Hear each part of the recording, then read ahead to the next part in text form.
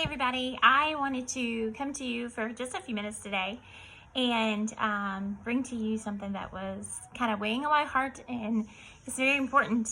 October 25th is our annual Buddy Walk this year, and we raise money every year for the North Carolina Down Syndrome Alliance. And that title and nonprofit organization may not mean much to you unless you have someone in your life like I do. When JD was born, we obviously knew that we were having a little boy. He was, in addition to much older siblings, so this was going to be a whole new road for us. Raising two generations has brought its challenges, but when JD was born, we were gifted a new surprise in the fact that JD had Down syndrome. And that is not something that we ever considered, ever thought of. It was not in our plan as parents to have a child with special needs. We had planned and prepared for a new little boy, just like I've done in the past before.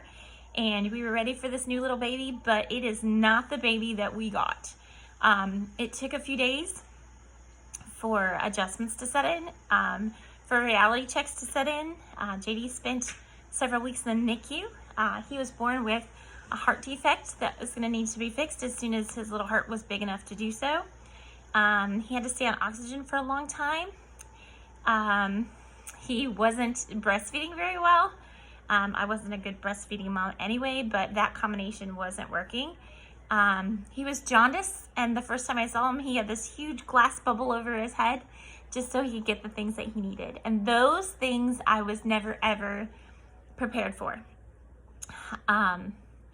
But before I got to get JD home from the NICU, I received a package in the mail. And it was just a big stuffed manila envelope, and inside was a notebook that said, "Welcome to the Triangle Down Syndrome Network." And it had pictures of little babies and little kids just like mine would grow to be. It had simple questions that I had that people had already been through. And it had all the answers there. It had lists of resources of people to call. And within a couple days, I had a woman that called me and then said, "Hey, did you get the packet that we sent you? I just wanted to welcome you to our network and tell me about your little boy and how is he doing and blah, blah, blah. And yes, I know somebody that knows this. And you know what? I have a friend who also has a little boy who has heart defects. Can I give you her number? Can she call? Do you want to visit?" I mean, suddenly this world opened up of mine of all these people that are strangers to me that are now my family. So what I'm asking of you is our Buddy Walk has to be virtual this year because of COVID that has shut down the world. Walmarts and schools and masks and all these things that we've had to accustom to. We're not able to do things just like we used to. And it is going to have to be online, virtual with small groups. And nonprofit organizations as a whole are hurting tremendously. People are not giving like they used to. We have lots of other concerns right now. But this is the only way that this network survives. This is the only way that we're able to provide resources for these families and get them connected. There's no way that I could do this journey without these people.